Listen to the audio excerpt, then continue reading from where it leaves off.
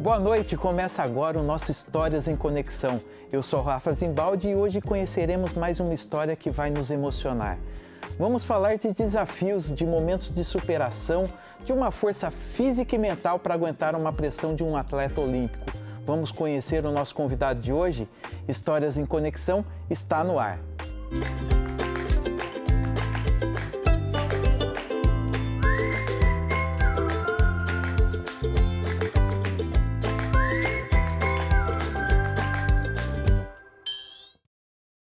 E olha, pessoal, hoje eu estou muito feliz por poder ouvir com vocês a história incrível de um atleta olímpico. Ele que é filho mais novo de um total de 3, é o único homem de 2 irmãs que se tornaram professoras. Ele nasceu lá em Novo Hamburgo, no Rio Grande do Sul, mas com o vôlei já caminhou por tudo quanto é cidade e país deste mundo. Hoje ele é casado com ela, que também é destaque no vôlei feminino no Brasil, a Marcele Rodrigues, e é pai da Helena e do Vinícius. Eu tenho a alegria hoje de receber este campeão que fez história no vôlei brasileiro, André Heller. André, seja muito bem-vindo, obrigado aí pela participação, por aceitar o nosso convite.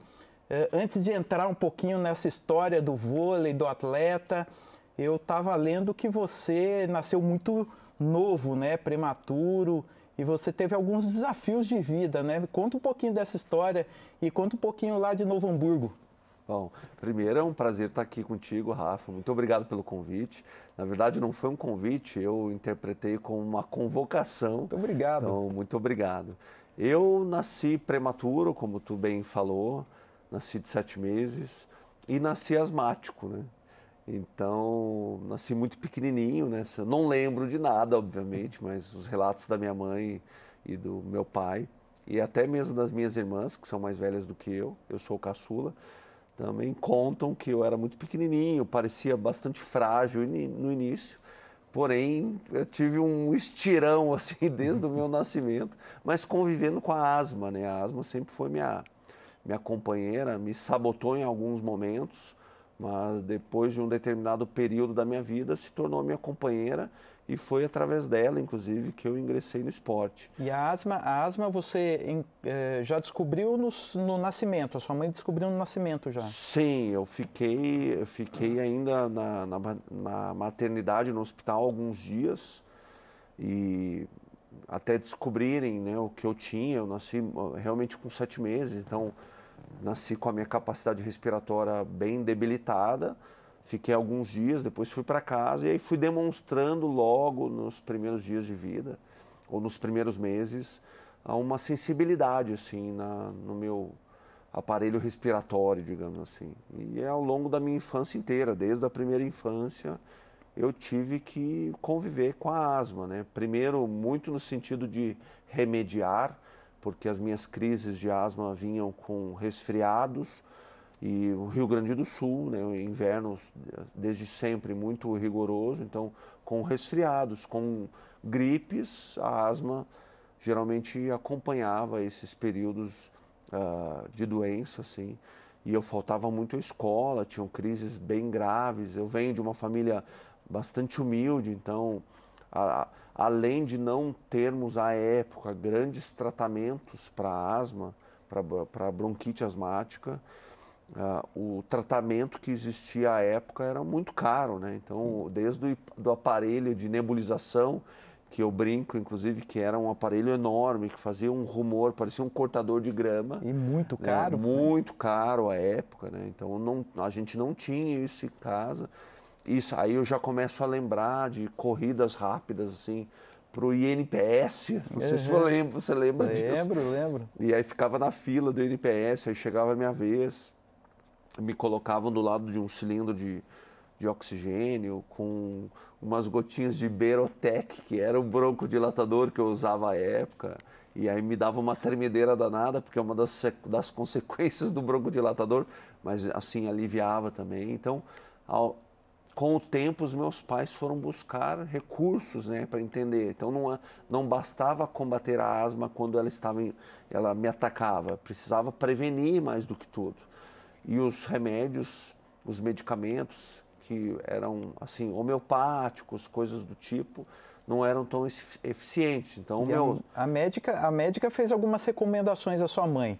Sim, o meu pediatra, né? O meu pediatra que cuidou de mim até, assim, quase na adolescência, o Dr. Regis, lembro como se fosse hoje. Sim, ajudava muito, porque até as consultas, né, eram muito caras, então lembro de ele ajudar a minha família, assim, até com isso. E a orientação foi a praticação do era, esporte. olha, cuida assim, cuida assado, né? Aquelas recomendações que até hoje existem. Então, o cuidado para não ter muitos tapetes em casa, muitas cortinas, olha, ele nunca, e foi muito legal do Dr. Regis, porque ele falou assim, poxa, eu não vou dizer para não ter um bichinho de estimação, né? Porque era muito bem-vindo também. Sim. Então, eu sei, ele falava para minha mãe, a dona Marta, né? Dona Marta, eu sei que tu vai cuidar muito bem do André, então, sim, se vocês querem ter um bichinho de estimação, tenham, vamos tomar uns cuidados, assim, no entorno disso. Mas sim, o André é uma criança normal. Então isso foi muito legal da minha mãe, sobretudo, sabe? Ela nunca me privou de nada. Vai brincar de pé no chão, vai tomar banho de chuva, vamos tomar alguns cuidados, mas sim, muito, vida normal, vida normal. E eu lembro como se fosse hoje, porque a asma me atacava de uma maneira muito forte, de eu ficar com os lábios roxos, assim, sabe? E quanto mais nervoso eu ficava, pior era a sensação. Não é uma falta de ar, a respiração ela fica desregulada, então você consegue inspirar, mas não consegue expirar. E aí eu lembro muitas vezes de pedir para dormir no meio dos meus pais, que eu ficava mais quentinho e me sentia mais seguro e ficava mais calmo. Isso já me acalmava um pouquinho. E eu lembro como se fosse hoje, assim, a voz da minha mãe chegou e escutava a voz da minha mãe falando assim, André, tu não vai morrer com asma. É ruim, eu sei que tá ruim, mas tu não vai morrer. Isso não vai acontecer. Então ela foi muito inteligente em me deixar assim, você tem asma, mas é um garoto normal, né? Um garoto normal, pode brincar. Então eu fazia tudo. Depois, você passou a conviver com a asma, acabou fazendo parte da sua vivência, escola, né? As brincadeiras, hoje ainda tenho amigos de infância, né? Em Novo Hamburgo, assim, ótimos amigos, e as brincadeiras deles assim, nossa, André, eu lembro de ti como aquele garoto ranhento, que vivia já...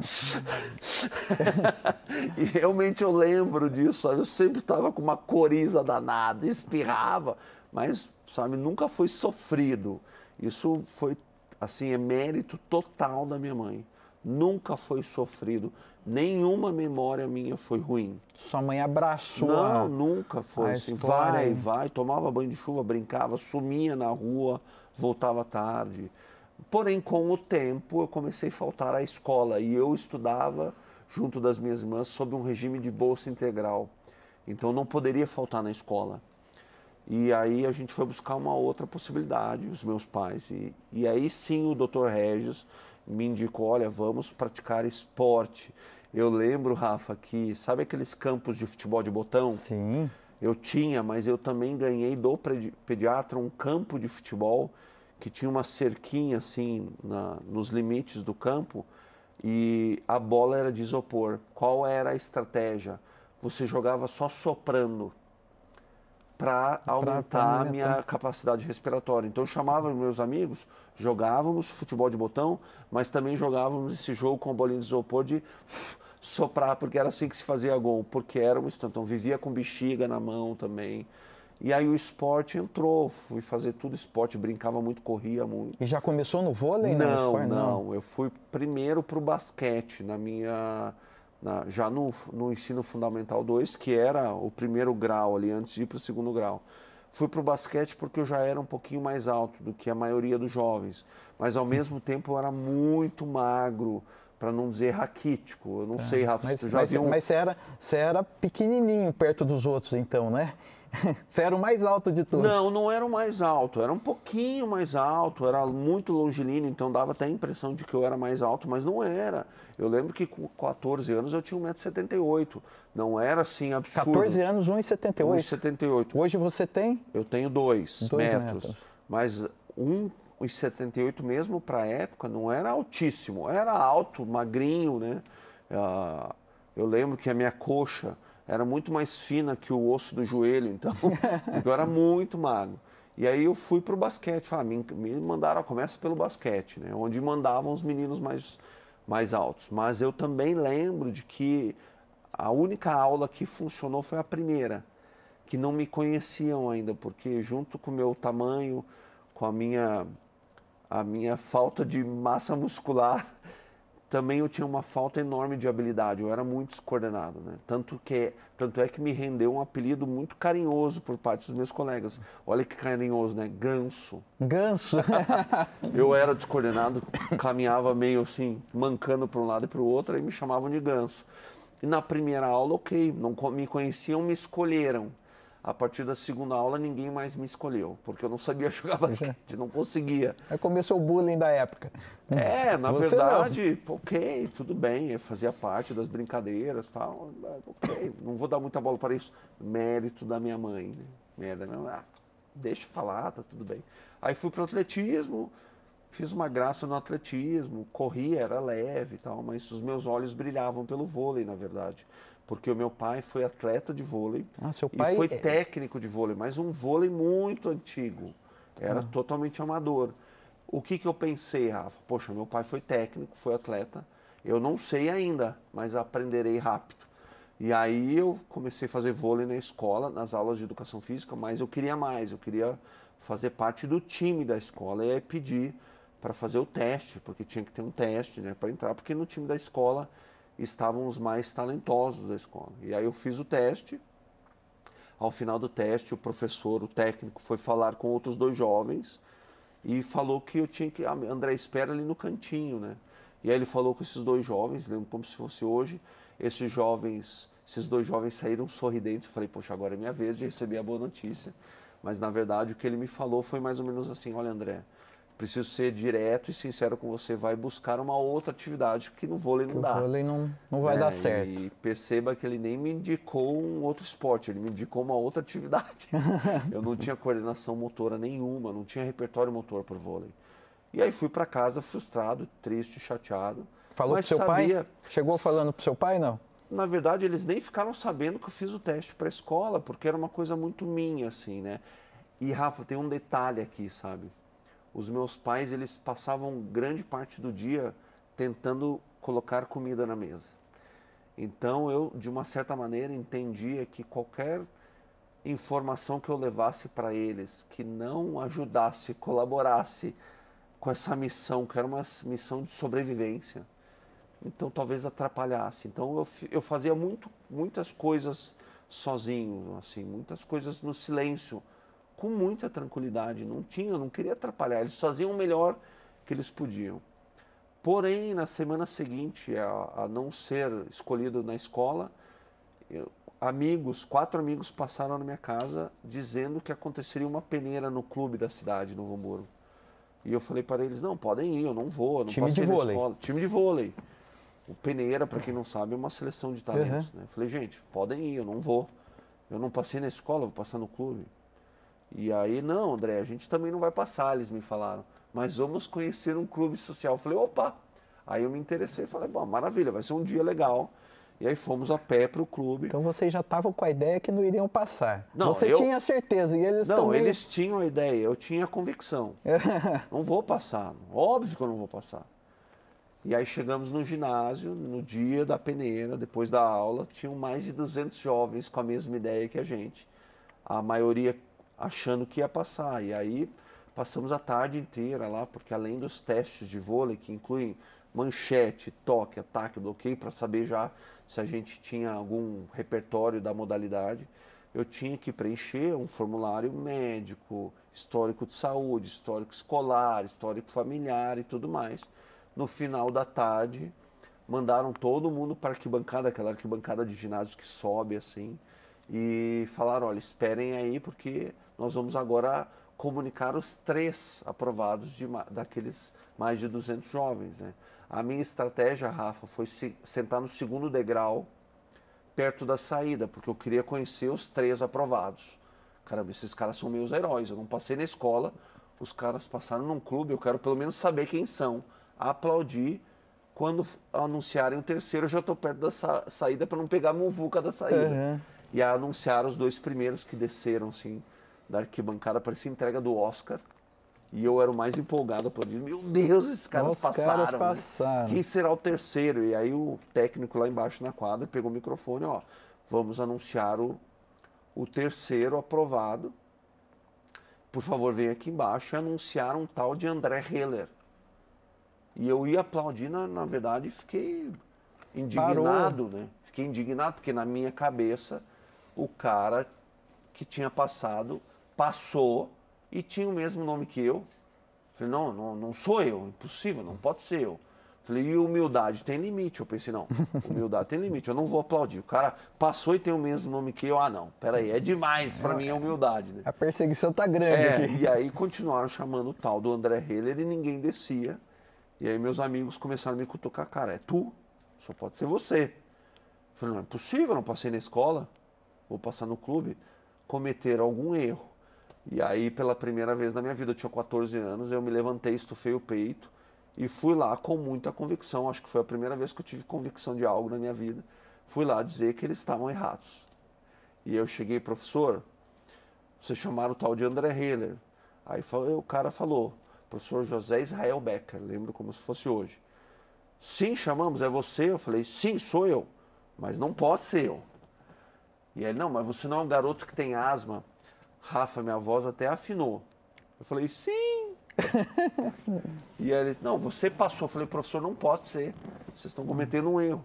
Ah, mas você não é o garoto que nasceu no dia 17 de dezembro de 1975? Eu falei, sou eu. E assim, quase derreti. Não acreditando ainda. Não acreditando. Eu falei, professor, me explica como é que está acontecendo. E aí ele falou assim, André, vamos fazer o seguinte, eu vou falar com os outros 2 e você espera no cantinho. Eu falei, não é possível. Cantinho de novo, né? É um déjà vu. Parecia que eu estava vivendo o que aconteceu na escola. Eu falei, é pegadinha. Eu olhei para ver se não tinha câmera. Filme não muito bom esse. Eu falei, não é possível. E aí foi falar com os outros 2 aprovados, que saíram sorridentes, radiantes. E eu já estava esperando. Eu falei, é pegadinha, eles erraram. Mas, de fato, ele me avisou. Eu falei, não, você passou. Eu falei, bom, mas me explica como que eu passei, porque eu não estava entendendo, estava confuso. E aí me falaram que estavam entendendo que eu tinha um talento. E aí, naquele contexto, era a primeira vez que eu escutava esta palavra talento. Porque talento, eu geralmente escutava quando eu tentava fazer alguma coisa, alguma atividade física, ou jogar um esporte, e me falavam assim, André, mais rápido, talento. Era assim que eu escutava talento. E eu falei, professor, me explica o que é talento. Aí ele me explicou, eu tinha 14 anos, me explicou de uma maneira didática que talento era uma sementinha que todos nós temos, que eles achavam que eu tinha, como se fosse um potencial. E aí eu entendi, já logo no início, que talento não é promessa. Talento é um potencial. Para essa promessa, ou para essa sementinha, para esse potencial se tornar realidade, eu precisava treino. Precisa trabalhar muito essa treino, questão. Muito trabalho, muita dedicação, investimento de tempo e também investimento para adquirir habilidades que fizessem com que esse talento se tornasse realidade, se tornasse uma força, porque talento por si só é só um potencial. Isso é importante falar, né, André? Porque às sem vezes dúvida. O fato de as pessoas se acharem já o bom o suficiente e acham que já é. E olha, Rafa, nasce com dom. Eu vi centenas, não vou dizer milhares, porque talvez seja muita coisa, mas eu vi centenas de atletas infinitamente melhores do que eu, mais talentosos do que eu, ficarem no meio do caminho, no meio do processo, porque entenderam, reconheceram que eram talentosos, mas não investiram tempo, nem dedicação e nem se preocuparam em adquirir habilidades que transformassem esse talento, que é só um potencial, em realidade, porque senão talento é só potencial.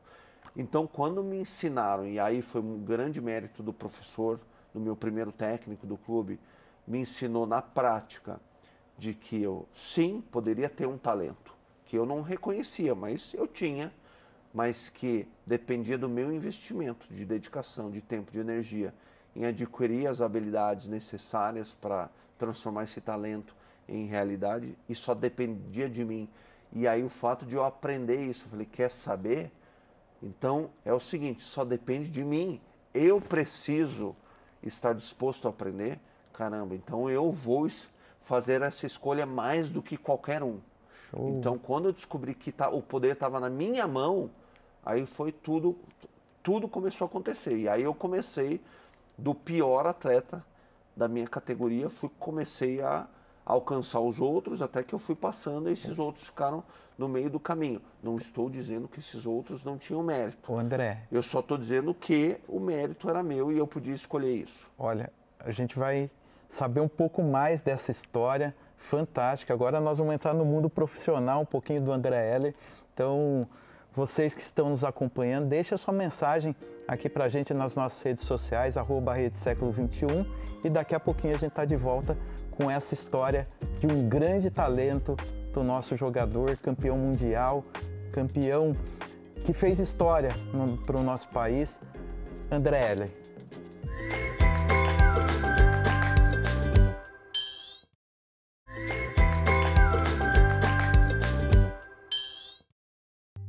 Estamos de volta com Histórias em Conexão, hoje ouvindo a história do nosso grande campeão André Heller. André, e você está falando aí um pouquinho, né, já dessa aprovação no clube, o clube lá de Novo Hamburgo, e como é que foi toda essa caminhada? Você já estava falando aí dos desafios e provar para si próprio a questão do talento que você teria, né? Como é que foi? Continua essa história aí, muito bacana aí. Rafa, na verdade, assim, no início foi uma aprovação, até era a minha percepção sobre isso. Mas, na verdade, o clube e os profissionais que ali estiveram ao meu entorno foram fundamentais, porque, na verdade, eles me ofereceram o ambiente e as condições necessárias para que eu decidisse e escolhesse intencionalmente me desenvolver. Eles não me ensinaram nada. Eles criaram um ambiente para que eu fizesse essa escolha. Na verdade, o que eles me ensinaram de fato é que eu deveria fazer aquela escolha. E esse ensinamento valeu e continua valendo para o resto da minha vida, porque a gente acaba assumindo um protagonismo na nossa vida a partir do momento que a gente sabe que as escolhas são sempre nossas. Sempre nossas, até na hora de levantar a mão e escolher pedir ajuda ou escolher que outros profissionais nos ajudem. E foi assim a minha trajetória. Então, eu fui me desenvolvendo ali nas categorias de base, entendi que esse tipo de escolha poderia se tornar a minha vantagem competitiva, o meu diferencial competitivo. Fui, de fato, me aprimorando, evoluindo. Aquele garoto raquítico, magro, começou a perceber que alguns músculos brotavam naquele esqueleto. E eu comecei a me perceber como atleta, a autoestima também foi crescendo. Eu comecei a poder ajudar em casa, né? Não primeiro com dinheiro, mas eu logo, quando eu fui evoluindo dentro do clube, eu fui chamado para treinar com a equipe profissional. Depois de 2 anos, eu não recebia salário, e também não treinava, na verdade. O convite foi para treinar, mas na verdade eu ficava catando bola para os profissionais, o que foi muito bom, porque eu catava a bola e os observava. Foi muito bom isso. Era uma aula. Uma aula, né? E o poder de observar, a gente subestima isso um pouco, né? Então eu falei, quer saber, eu tô aqui catando bola, eu vou aproveitar o máximo possível, vou catar a bola para eles, o melhor que eu posso, mas também vou observar. Que qualquer outra pessoa poderia se sentir menosprezado e não querer... De maneira nenhuma, até porque eu tinha esse repertório, né? Eu não fui escolhido na escola, eu já tinha esse repertório na bagagem. Não fui escolhido, não sou bom ainda. Daqui a pouco eu serei, basta que eu escolha me aprimorar. Então, em contrapartida de ficar catando bola, o clube me pagava o almoço. E foi maravilhoso isso para minha casa, porque eu estava no auge da adolescência. Eu não era um ser humano comendo, eu era uma draga comendo. Eu só não comia à mesa. Então já estava gerando economia. Exatamente, então eu já estava gerando economia. Eu almoçava em casa, né, no restaurante do clube. Minha mãe ficou feliz da vida, né? E aí depois comecei a treinar efetivamente. Lembro que meu primeiro salário foi de R$ 77.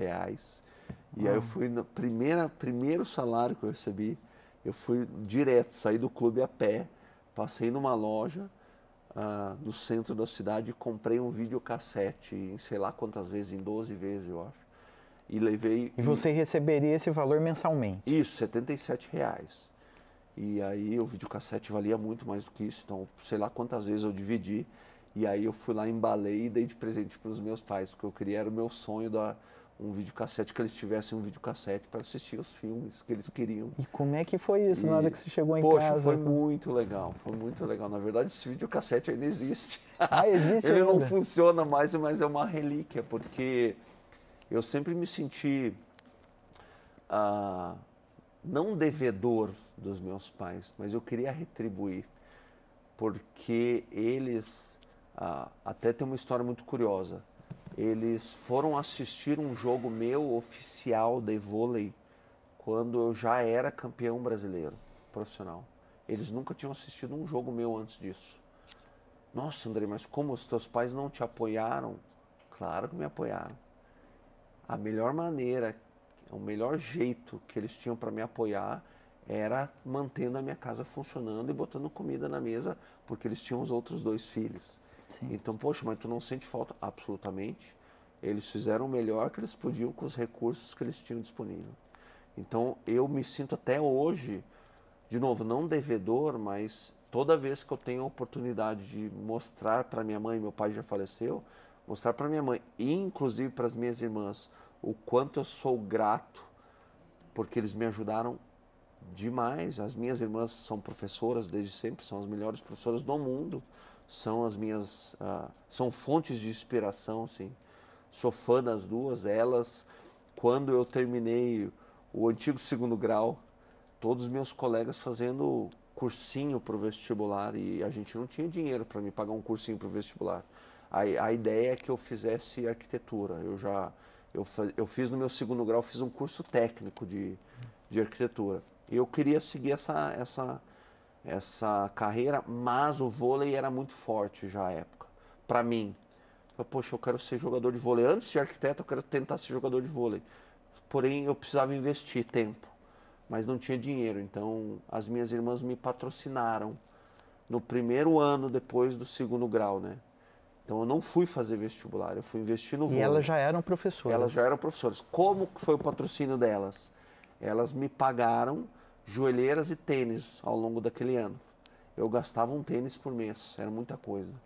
E elas me pagaram tênis e joelheiras ao longo deste um ano. E a combinação era o seguinte: você investe um ano, a gente vai pagar tênis e joelheira. Se não der certo este um ano, aí você segue seu caminho, vai trabalhar para pagar sua faculdade. Se der certo, ótimo, a gente vai feliz da vida. Mas tinha uma contrapartida esse patrocínio. Eu tinha que ir nas escolas que elas lecionavam para falar com os alunos. Mas falar o quê?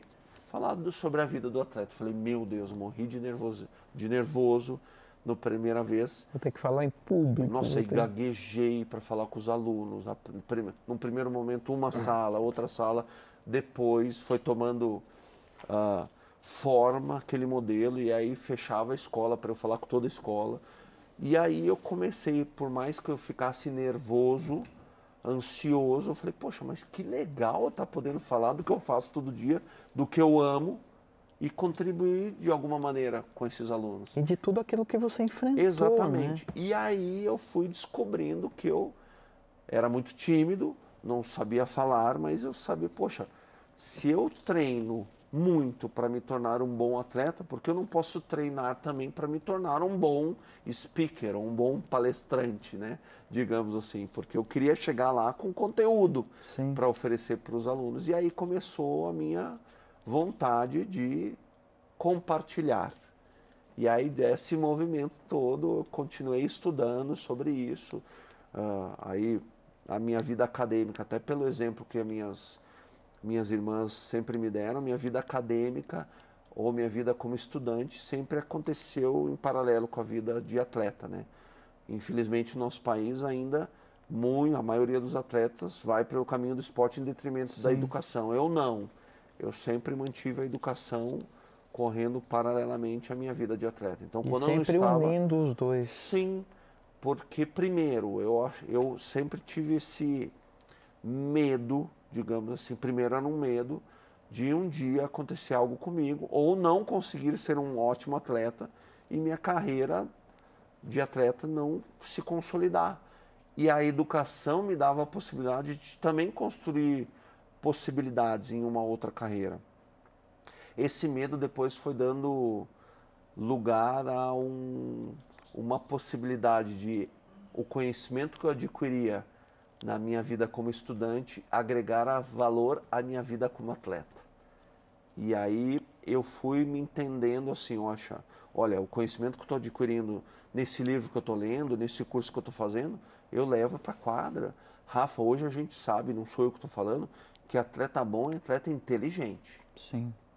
Aquele que se prepara. Aquele que se prepara. Não só fisicamente, não só tecnicamente, não só taticamente. Atleta bom é atleta que se prepara fisicamente, tecnicamente, taticamente, cognitivamente e intelectualmente. A gente sabe disso hoje. Atleta bom, atleta inteligente, porque ele, numa fração de segundos ele tem que tomar uma decisão.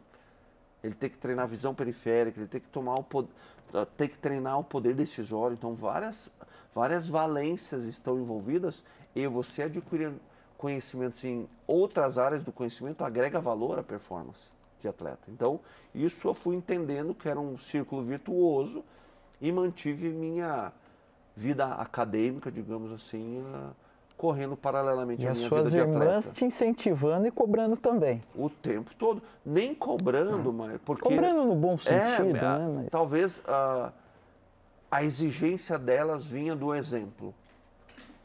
Eu olhava para elas, professoras, já com carreiras consolidadas e sempre fazendo um mestrado, uma pós-graduação. Falei, caramba, mas por que isso? Deixa eu entender isso.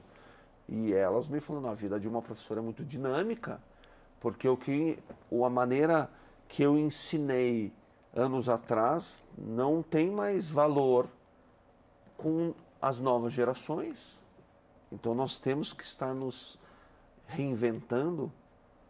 E aí eu falei, caramba, peraí, se elas fazem isso, são professoras com carreiras consolidadas, por que eu como um atleta também não posso reproduzir e replicar isso na minha carreira? Então elas foram, e na verdade são até hoje, fonte de inspiração nessa capacitação que deve ser continuada.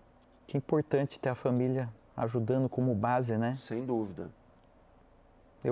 Eu percebi que isso mexe bastante com você. Agora me fala uma coisa, André. Depois dessa história linda que você contou, a base familiar literalmente te empurrando e te ajudando. Como é que você chegou na seleção? Eu fui convocado para a primeira seleção brasileira juvenil, né, que a gente chama de sub-21, de categorias de base, em 1995. Mas quando eu cheguei na seleção brasileira, nessa seleção brasileira sub-21, nós nos apresentamos em Belo Horizonte para treinar no ginásio do Mineirinho. Dormíamos debaixo das arquibancadas do ginásio Mineirinho, tem alguns alojamentos. Dormíamos ali. E quando eu cheguei lá, achando que eu sabia jogar vôlei, me deparei com dezenas de outros atletas do resto do Brasil, porque eu conhecia o Rio Grande do Sul. Eu era um dos melhores atletas do Rio Grande do Sul. Porém, quando eu cheguei na seleção brasileira, encontrei atletas de outras regiões que eram infinitamente melhores do que eu. Eu falei, meu Deus do céu, eu não sei nada de vôlei.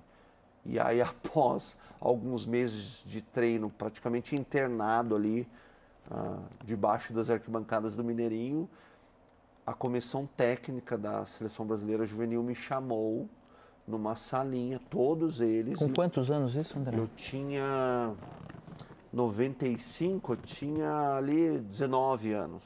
Era sub-21, né? Tá. Sub-21. Abaixo de 21, que a gente chama. E aí me chamaram numa salinha. Eu imaginava que eu seria cortado, porque eu já tinha percebido que eu era nos piores. E aí me falaram a seguinte frase: André, é o seguinte, a gente precisa ser honesto com você. Eu já tinha escutado essa frase várias vezes. Uhum. Você é um dos piores atletas que já passou por aqui, fisicamente e tecnicamente. Mas você, no que diz respeito à vontade e dedicação, você é um dos melhores. a gente vai dar uma folga para vocês de 5 dias. Vá para sua casa e você vai ter uma oportunidade de voltar. Mas a gente precisa que seja diferente. Eu já tinha escutado algo do tipo, né? Você não é bom.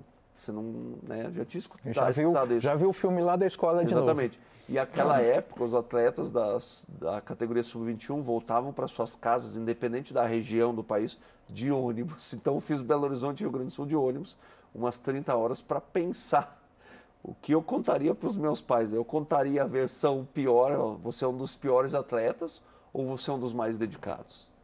E aí eu lembro de chegar de madrugada na rodoviária de Novo Hamburgo, chovendo, desci do ônibus, lembro como se fosse hoje, os meus pais esperando de madrugada, chovendo. O meu pai tinha uma Caravan branca. E aí entrei no carro, minha mãe toda feliz, né? Porque o filho estava na seleção brasileira. E aí, filho, como foi? Eu falei, mãe, foi ótimo. Falaram que eu sou um dos mais dedicados. E aí eu não contei a outra versão, a melhor versão. E aí eu menti para os meus pais? Não, talvez não. Hoje, talvez eu possa te falar que eu olhei o copo meio cheio. E escolheu a perspectiva da melhora, exatamente. Né? E aí eu voltei à seleção brasileira, sub-21, aquele ano era um ano de sul-americano. Bom, mas quando você voltou para Novo Hamburgo, você deveria estar sendo a notícia, né, da cidade. Mais ou menos, porque a época as seleções de base não tinham tanta evidência, né? Tinham uns poucos veículos, né?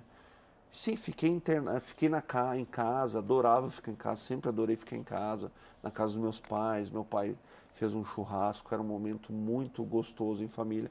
E aí quando voltei, eu falei, poxa, eu recebi um feedback, se eu não voltar diferente, a incompetência vai ser totalmente minha. E aí eu resolvi elevar o nível de dedicação. Porque o caminho, a fórmula que eu conhecia era dedicação. E aí, ao final do período de preparação para o Sul-Americano, eu fui um dos escolhidos para jogar o Sul-Americano. E aí fomos lá, Rafa, até o último jogo, eu sequer entrei em um ponto. Eu não entrava. Eu entrei, na verdade, na final, no praticamente o último ponto do jogo, e fui lá e fiz um bloqueio. E aí, não foi o ponto final, mas foi um dos pontos decisivos para aquela seleção ser campeão sul-americana. Aí eu percebi que eu podia ajudar dessa maneira. Então ali foi mais uma maneira de me reinventar e entender que eu tinha um poder em mãos.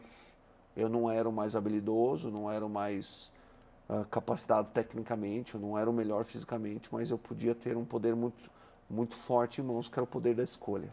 E é um esporte em equipe, né? Exatamente, então exatamente. Você precisa se dedicar e ajudar os outros também. E eu entendi que eu poderia fazer isso, nem que se fosse para um ponto. Isso foi muito importante, porque depois, ao longo da minha carreira, se tornou uma marca minha, né? Reserva titular, eu estava ali pela equipe, eu reconheci que eu tinha que ser assim. Era talvez a minha capacidade maior. E aí as coisas foram acontecendo até que em 98 fui convocado para a seleção brasileira adulta.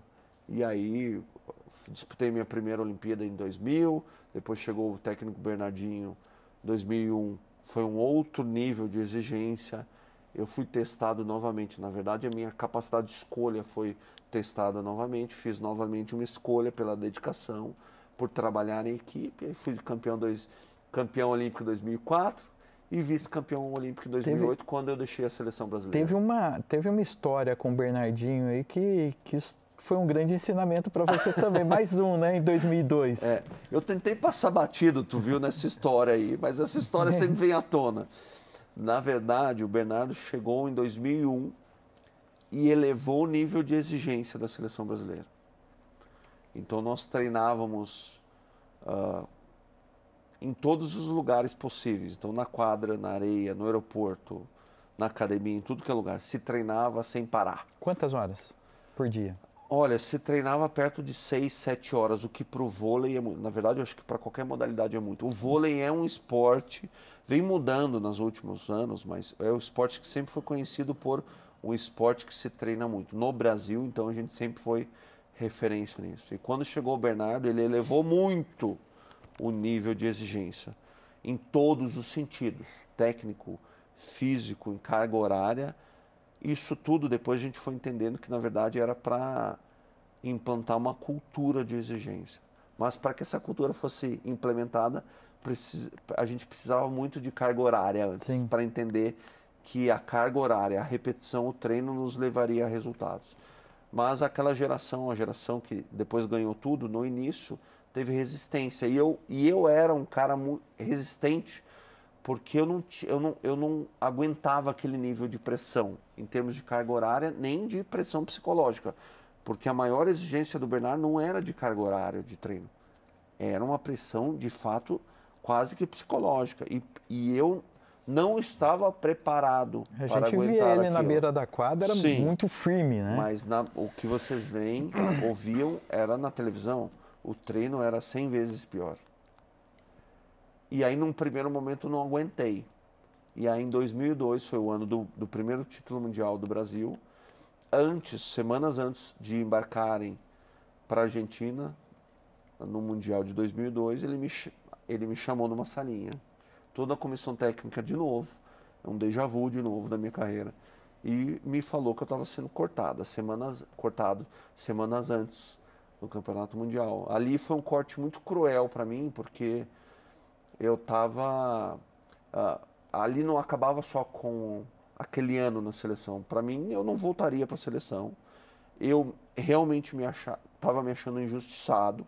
Eu tinha a percepção de que ele me perseguia, de que ele pega só no meu pé, o meu erro é muito maior do que dos outros. Eu tinha essa síndrome que no esporte a gente chama síndrome da perseguição. Eu me sentia assim. Porém, eu já tinha esse repertório, né, Rafa? Sim. Novo, né, na minha bagagem. Você já carregava todo já momento, tinha passado né? por isso. E aí, o que me diferenciou nas outras ocasiões? Eu escolhi persistir. Não insistir, persistir. E aí eu fiquei muito chateado, chorei, eu lembro, na hora do corte eu chorei.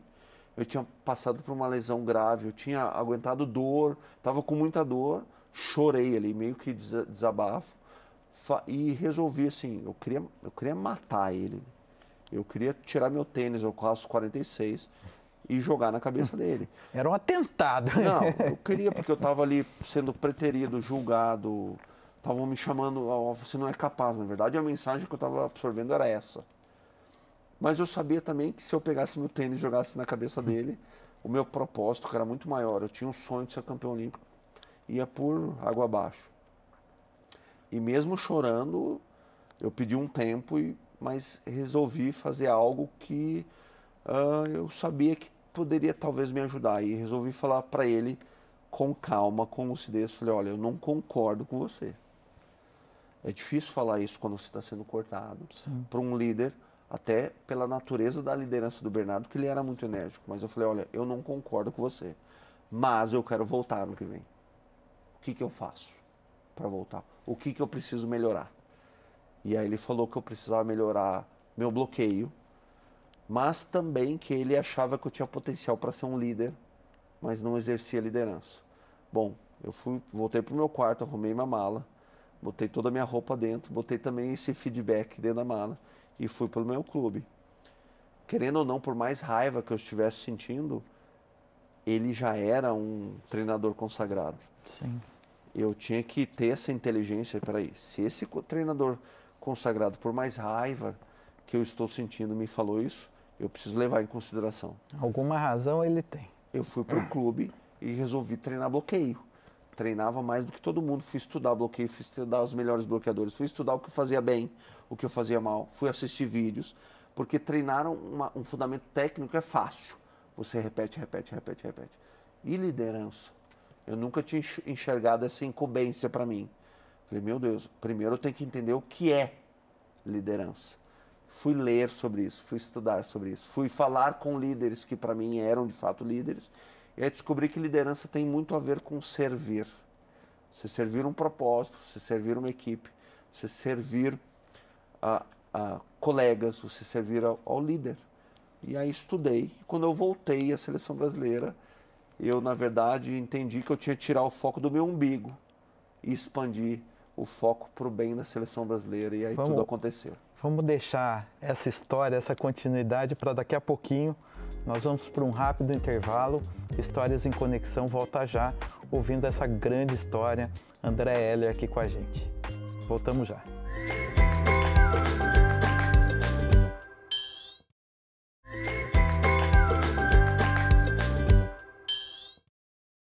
Estamos de volta com Histórias em Conexão, ouvindo um pouco da história do André Heller. E lembre-se que você pode participar aqui com a gente, mandando suas perguntas, @Rede Século XXI. André, vamos lá depois, que história emocionante. Então, depois do corte em 2002, você no ano seguinte de volta para a seleção. Conta um pouquinho dessa vitória agora. Eu voltei em 2003 e o que mudou? O Bernardo mudou? Não, antes de pensar que o Bernardo tinha que mudar a percepção sobre mim, eu mudei. Eu fui com um foco diferente, porque até aquele ano, até 2002, o meu foco era: eu quero ser da seleção, eu quero ser titular, eu quero. Quando eu entendi o que eu tinha que fazer na seleção, qual é o papel do atleta na seleção ou uma equipe, eu tirei o foco do meu umbigo, como eu falei antes, e expandi o foco para o bem da seleção. Eu tinha que estar ali servindo a seleção, o bem da seleção, sendo titular ou reserva, fazendo o meu melhor para contribuir com a seleção. E depois o líder, no caso o Bernardo, iria tomar uma decisão e escolher os atletas que, na visão dele, seriam os atletas mais adequados ou mais eficientes para representar a seleção. Depois que eu voltei à seleção novamente, fui convocado novamente e, sobretudo, mudei o meu foco, mudei a minha leitura sobre o que eu tinha que fazer. Nunca mais fui cortado da seleção brasileira, inclusive nas principais competições até 2008 fui titular todo o ano de 2004, Liga Mundial, Olimpíadas de Atenas, fui titular em 2006, onde no Japão a seleção sagrou-se bicampeã mundial. No ano de 2000 eu não estava, fui cortado, eles foram campeões mundiais. Em 2006, 4 anos depois, eu jogava o Mundial e, inclusive, Rafa, olha a coincidência, ou não, no Campeonato Mundial 2006, 4 anos depois do meu corte, eu fiz o último ponto do Campeonato Mundial. Olha. Então foi um golpe do destino, foi uma premiação, ou talvez uma consagração no sentido pleno da palavra. Assim. Foi a consagração não do André, absolutamente não tenho essa percepção, mas do processo das minhas escolhas. Isso foi muito legal. E em 2008 fui titular das Olimpíadas de Pequim, e aí depois da prata conquistada em Pequim, eu me aposentei da seleção. Havia uma necessidade de uma renovação, sobretudo na minha posição, que contava comigo, Rodrigão e Gustavo. Eu era o mais baixo dos três, aliás, eu sempre fui muito baixo para a minha posição a nível mundial. Então eu sabia, tínhamos outros centrais muito mais altos do que eu sabia que a renovação aconteceria, mas eu sempre deixei claro para o Bernardinho que eu não pediria para sair. Ele teria que não me convocar. Eu nunca diria não à seleção. E aí assim aconteceu em 2009, ele não me convocou. E tudo bem, era um novo ciclo que acontecia. Aí, 2010, eu vim para Campinas, que na verdade foi o último time que eu joguei. Aqui joguei durante 4 anos, né, o time de Campinas. E no time de Campinas fiz uma transição de carreira, continuo no projeto de Campinas, Vôlei Renata, numa outra função, uma função que hoje eu ocupo com a minha empresa. Eu atendo no time de Campinas os patrocinadores, os parceiros, através do escopo de trabalho que eu tenho na minha empresa, que hoje é uma empresa de educação corporativa. E você formou um time dentro de casa também, né? Casou com a Marcele. Formei um time dentro de casa. Na verdade, Rafa, eu conheci a Marcele no centro de treinamento em Saquarema, no Rio de Janeiro. O voleibol tem um centro centro de desenvolvimento do vôlei. É o melhor centro de desenvolvimento do voleibol mundial. Temos aqui no Brasil. A Marcele estava lá pela Seleção Brasileira Feminina. Em 2006, começamos a conversar. Marcamos um dia um encontro fora do centro de desenvolvimento, obviamente. Nos conhecemos, nos encontramos. Na outra semana, nos relacionamos, ficamos juntos, né? Nos conhecemos, de fato, como namorados. Na terceira semana fomos comer uma pizza. Depois da pizza compramos essa aliança aqui. Olha. Estamos juntos há 17 anos. 17 anos. Há 17 anos temos 2 filhos, a Helena de 13 Helena anos e o Vinícius de 8. Foi assim que nos casamos. Nasceram com uma aqui pizza e com uma aliança. Nasceram aqui em Campinas? Não, a Helena nasceu em Belo Horizonte. Belo Eu, Horizonte. antes de vir para cá, eu joguei, no final das contas, de 2004 a 2008, eu joguei na Itália, por um time, 2 times italianos, e depois o time do Minas Tênis, Belo Horizonte, me repatriou. Fiquei 2 anos no Minas, aí o projeto aqui do Vôlei Campinas, que agora chama Vôlei Renata, precisava de um jogador já veterano. No meu caso era eu capitaneei a equipe durante 4 anos. O projeto, quem me chamou foi o Maurício Lima, Fernando Maroni e o Luiz Fernando Ferreira. Me chamaram para capitanear. Aí eu vim para Campinas, a Helena tinha 4, 6 meses de vida. E aí viemos, a minha esposa veio junto. Nós já começávamos um esboço de abrir essa empresa de educação corporativa e também educação e esporte. A Marcele faz parte da empresa. A Marcela é minha sócia na empresa. Perceba que há uma escolha estratégica da minha parte, porque ela, sendo minha sócia, ela não pode nem me demitir, nem pedir separação. Entendeu? Então não tem jeito. Não tem jeito, tem que me aguentar. Brincadeiras à parte, somos muito felizes, muito felizes. O fato de sermos sócios só fortaleceu o casamento, porque foi uma escolha, né?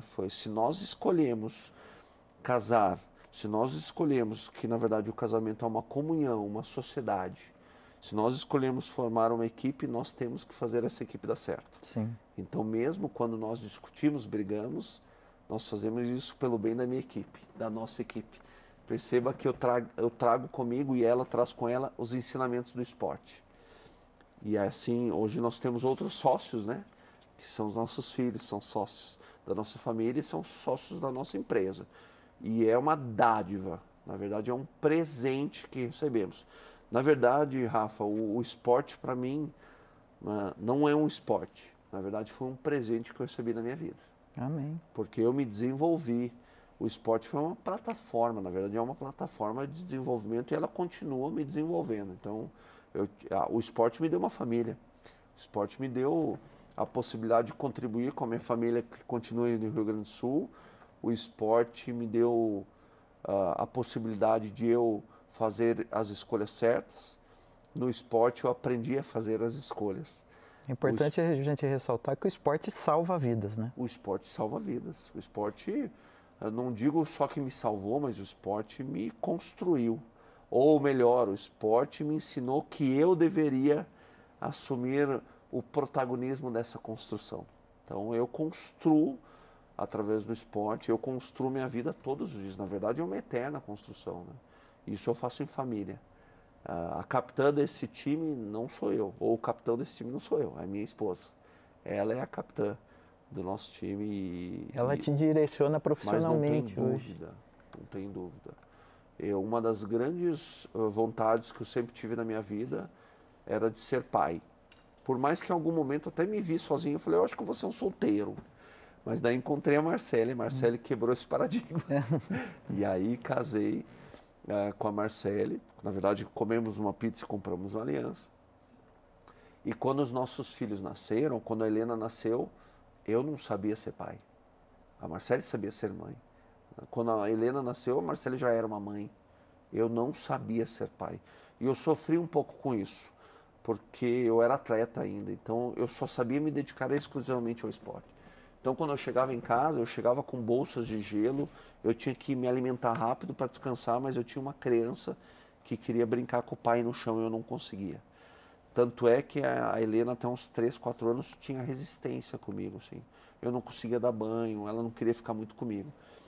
E quando eu me aposentei, Rafa, meu último jogo foi uma choradeira danada. Eu não sou muito de chorar, ou não era muito de chorar. No meu último jogo, eu não conseguia parar de chorar. Foi meu último jogo, eu não tinha mais condição de jogar, de fato. Aí quando fomos para casa, depois do último jogo, a minha esposa foi descansar.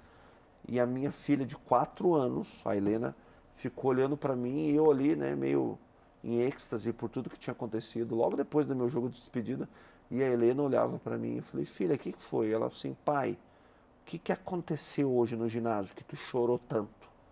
Olha. Aí eu falei, filho, o papai parou de jogar, eu não vou mais ser, eu não sou mais um atleta profissional agora.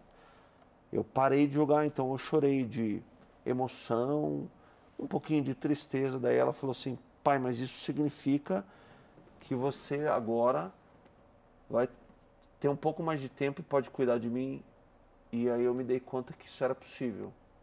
Eu falei, sim. O pai estava se aflorescendo. Rafa, minha filha levantou do sofá, a gente tinha uma mesa de jantar, ela começou a correr ao redor da mesa de jantar, gritando assim, papai parou, papai parou. Que história. Cara, eu fico arrepiado porque é um negócio absurdo. Ela tinha 4 anos, como um ser humaninho de 4 anos ensina isso para um atleta campeão olímpico? Que passou por vários desafios. Caramba, é isso que eu quero para mim. E ali, tudo que a Marcele me falava nesses 4 anos, que eu não consegui exercer um papel de pai, e a Marcele falava assim, o pai é quem está presente. Você precisa estar presente aqui. Porque quando eu estava em casa, eu estava com gelo, como é que eu treino melhor amanhã? Eu me alimentava pensando no treino, eu dormia pensando no treino, mas tinha uma criança que precisava do pai pensando nela, e eu não conseguia. Então, tudo que a Marcele me fala assim, ó, presença, a gente só precisa que tu esteja presente, não de corpo, de cabeça. E aí eu falei, caramba, é isso, estar Essa foi só presente. A maior e melhor medalha. Mas não tenho dúvida, estar presente, sabe? Eu acho que é uma coisa que o esporte me ensinou, que eu no primeiro momento não entendi como pai, mas é uma dádiva estar presente aqui. Estar presente aqui, estar presente numa conversa com um amigo, estar presente comigo mesmo em casa, estar presente, né? Sem precisar ficar ligado como é que chama? Me dá uma ajuda aí, Pio. Aquilo que o celular emite aqueles sonzinhos, notificações. Nas mensagens, nas notificações. Estar presente aqui, estou presente aqui sem precisar pensar no que o meu celular está me avisando. Estou aqui. Isso para mim é um ensinamento muito poderoso que o esporte me deu, e na verdade eu precisei de um ser humano de 4 anos para me ensinar que fora das quadras era essa a receita também. André, que história maravilhosa. Obrigado pelo carinho mais uma vez. Deus te abençoe muito, que você continue sendo essa pessoa muito especial aqui para mim, para todos os brasileiros. E olha, você deu uma aula aqui para a gente, uma aula de emoção, uma aula de família, uma aula muito bacana de superação. Então, parabéns e obrigado, né? E uma aula de grandes vitórias, né? Obrigado pelo carinho. Eu que te agradeço. Na verdade, o intuito não foi dar uma aula, o intuito foi compartilhar uma visão sobre a vida de um atleta, que muito se fala de alta performance e excelência, como se os atletas fossem super-heróis e fossem dotados de superpoderes. Não tem nada disso. Atletas são seres humanos mais do que normais, com forças, mas também com fraquezas. E excelência e alta performance, que muito falam por aí, não é um resultado, não é uma medalha olímpica. Na verdade, é o que a gente faz repetidamente todos os dias. Obrigado pelo convite. Muito obrigado, André. Agradeço você que nos acompanhou até agora. E o Histórias em Conexão volta na próxima segunda. Muito obrigado.